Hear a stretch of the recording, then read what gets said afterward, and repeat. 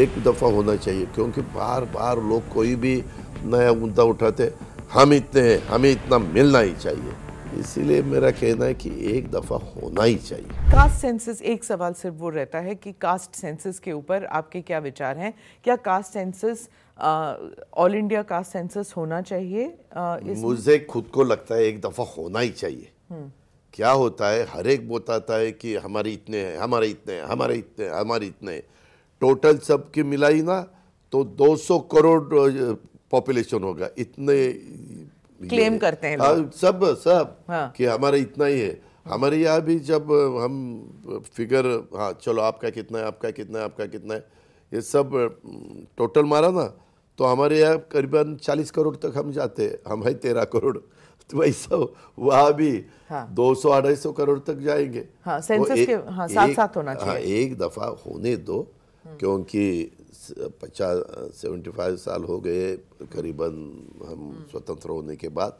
तो exact tribal कितने हैं, एग्जैक्ट शेड्यूल कास्ट कितने हैं, एग्जैक्ट ओबीसी कितने हैं, एग्जैक्ट माइनॉरिटी कितनी है, अलग अलग जो भी ओपन कैटेगरी हुए, एक दफ़ा होना चाहिए। क्योंकि बार बार लोग कोई भी नया मुद्दा उठाते, हम इतने हैं, हमें इतना मिलना ही चाहिए, कि फिर प्रेशर आ जाता है, फिर समझ में नहीं आता। कोई भी गवर्नमेंट चलाता होगा उसको भी तकलीफ हो जाती है। इसीलिए मेरा कहना है कि एक दफ़ा होना ही चाहिए। हाँ, क्लियर हो जाता है। क्लियर हो जाए। आप बाल ठाकरे जी को बहुत अच्छी तरह जानते थे, शरद पवार जी भी बहुत अच्छी तरह जानते थे। आपके हिसाब से रियल शिवसेना कौन सा है? क्या उद्धव जी का है या शिंदे जी का है? उत्तराधिकारी कौन है? मैं क्या बता सकता हूँ, वो पार्टी का, ये उनका खुद का एक तो बेटा है और दूसरे एकनाथ जी शिंदे साहब है। एकनाथ जी शिंदे साहब बोलते हैं कि बाला साहब ठाकरे अगर आज जिंदा होते तो वो कभी भी कांग्रेस के साथ नहीं जा सकते थे, क्योंकि उनकी विचारधारा एकदम अलग थी। ऐसा अलग अलग कहना है। उनका कहना है कि ये गठबंधन पहले जो हुआ 2019 में वो नहीं होना चाहिए था, ऐसा शिंदे साहब का कहना है। इसीलिए वो बोले कि हम अभी बाला साहब की विचारधारा की तरफ से जा रहे हैं। उनकी विचारधारा हमेशा कांग्रेस के खिलाफ ही थी।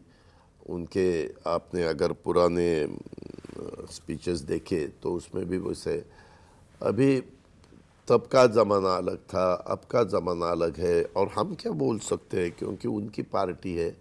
उनके पार्टी में हम अगर राय देंगे तो हम हमारे शिंदे साहब के साथ महायुति में काम कर रहे हैं, बीजेपी के साथ काम कर रहे हैं।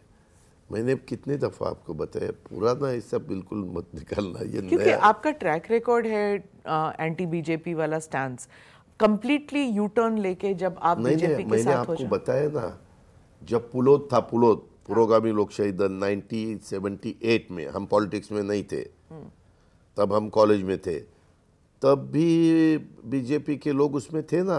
हाँ। हर्षु आडवाणी थे, हाँ। उत्तम राव पाटिल थे, ऐसे बीजेपी के लोग थे। हाँ।